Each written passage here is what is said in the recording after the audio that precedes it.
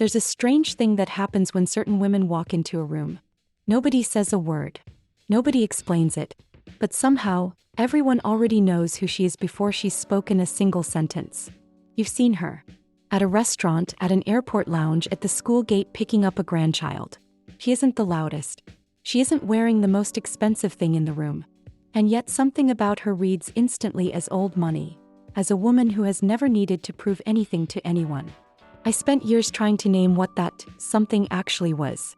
Not the obvious things, not the handbag, not the watch, not even the coat. Those get noticed second if they get noticed at all.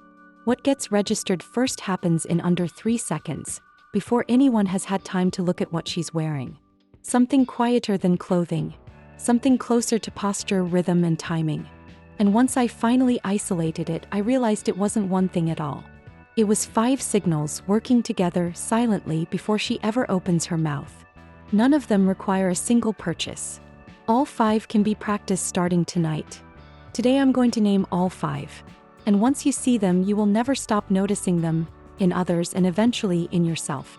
The first signal is stillness in the hands. Watch the reception desk of a hotel for 5 minutes and you'll see it play out without fail. One woman checks her phone, adjusts her bag strap, tucks her hair behind her ear, shifts her weight from foot to foot while she waits. A few feet away, another woman stands with her hands loosely clasped, or simply resting at her sides. She isn't rigid. She's just still. Without a single word being exchanged, the staff already treats the second woman with more deference. That's not a coincidence. The secret is in 3 details. First, minimal hand movement. Old money women were raised to believe that fidgeting signals discomfort, and discomfort signals a lack of belonging. Second, a slower pace of gesture overall, reaching for a coffee cup, turning a page, gesturing while speaking, all done at roughly 70% of the speed most people default to. Third, hands at rest rather than hands occupied. No phone held like a shield, no bag clutched to the chest for security. Try this at your next dinner out. Set your phone face down before the first course arrives. Let your hands rest on either side of your plate between bites. Watch how the pace of the entire table seems to slow down around you. That's the effect. It's called social gravity, and it's the first thing people register long before they register your outfit. The result is subtle but immediate. Servers make eye contact with you first. Conversations naturally orient toward you, and people instinctively lower their volume to match yours instead of the other way around.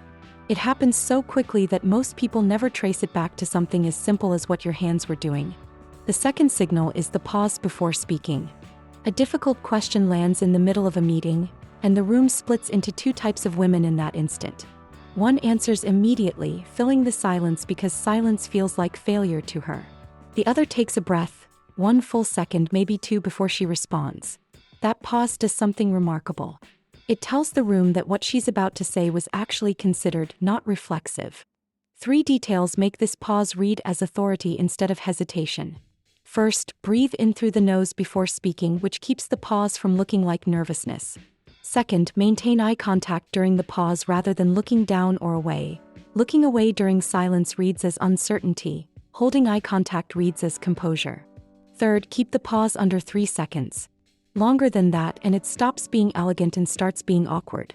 Grace Kelly was famously known for this exact rhythm in interviews, a half beat of silence before every answer, which is part of why footage of her still reads as commanding decades later. You can practice this in ordinary conversation tomorrow.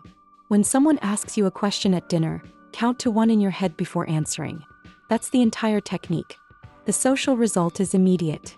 People remember what you said because they had to wait half a second to hear it.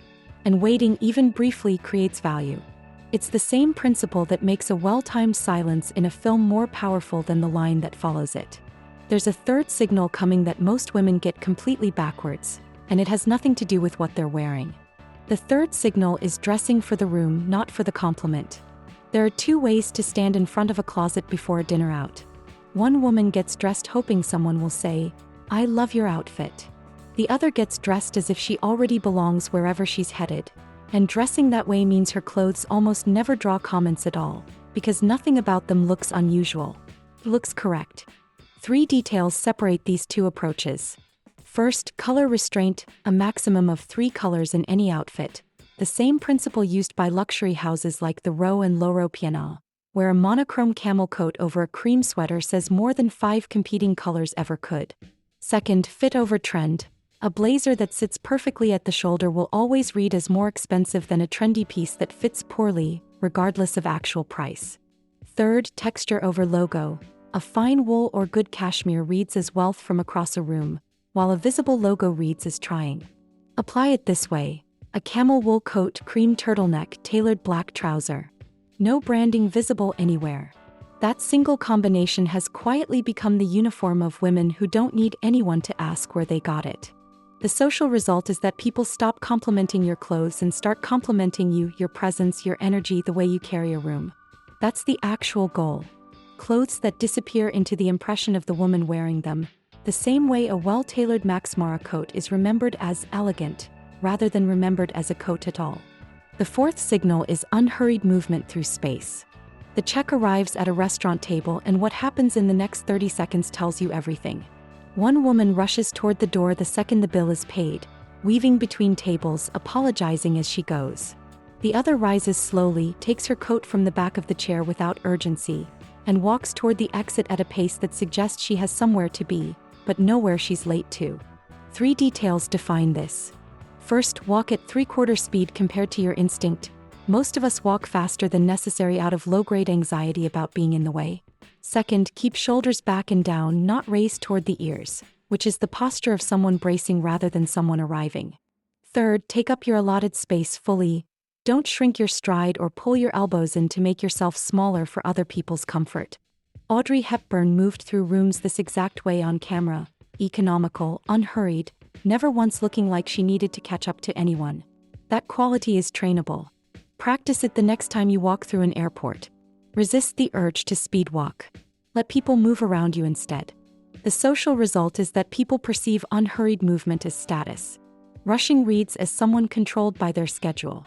Moving deliberately reads as someone whose schedule bends around her. And rooms, without knowing why, tend to make space for her accordingly, doors held a beat longer, chairs pulled out before she reaches for them. And now the fifth signal, the one that ties the other 4 together and the one most women never think to associate with elegance at all. The fifth signal is comfort with silence in conversation. A lull hits a lunch table full of friends and 2 instincts take over. One woman feels compelled to fill it, asking a rapid follow-up question, cracking a joke, changing the subject the second things go quiet. The other lets the pause exist. She sips her water. She looks out the window for a moment. She doesn't treat silence as an emergency. 3 details make this work rather than making it feel cold. First, hold silence for no more than 4 or 5 seconds at a time, enough to feel deliberate, not so long it becomes uncomfortable for others. Second, use the silence actively with a small gesture like adjusting a napkin or glancing thoughtfully at the room, rather than staring blankly. Third, break the silence yourself when you choose to, rather than always being the one who rushes to fill someone else's pause. That single reversal changes the entire dynamic of who is perceived as leading the conversation.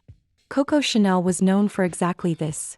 Long pauses in interviews that journalists described as unsettling precisely because they weren't used to someone who didn't need to talk to fill space.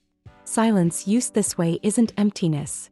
It's confidence with the volume turned down. The social result of all 5 signals together is the same one every time. People can't quite explain why they feel a certain way around you. They just know that they do. They lower their voices slightly. They wait for your opinion before offering their own. They remember you after the room has emptied out, long after they've forgotten what anyone else in it was wearing. None of these 5 signals cost anything. No handbag, no coat, no pair of shoes required. That's precisely why they're more powerful than anything in a closet, because they can't be bought, borrowed, or copied by simply spending money. They can only be practiced quietly until they stop feeling like practice and start feeling like who you are. Most women spend years chasing the visible markers of elegance, the right bag, the right coat, the right pair of sunglasses, without ever noticing that the women they're studying were never leading with any of that. Grace Kelly, Audrey Hepburn, Coco Chanel. The reason their names still signify elegant decades later isn't the wardrobe archives.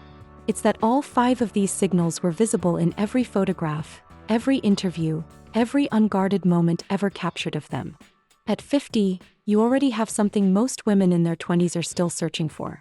You've had decades to notice how people move, how they speak, how they carry themselves in rooms that matter. The signals were always visible to you. Today you simply learned their names. Elegance was never about age. It was always about intention, and you've had far more time than most women to master it. Which of these 5 signals did you already recognize in yourself? Tell me in the comments which one you're going to practice first. And if this decoded something for you, subscribe.